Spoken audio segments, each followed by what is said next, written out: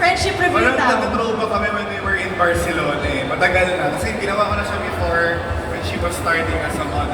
And yeah, I think 8 years or 7 Wow. years, like that. Okay, Catriona, just a quick question. How would you describe the natural texture of your hair? Ooh, hi everyone. My natural texture of my hair is it's very thick and it tends to be on the frizzy side. So today I blow dried my hair, but if I would air dry it naman, medyo frizzy talaga siya.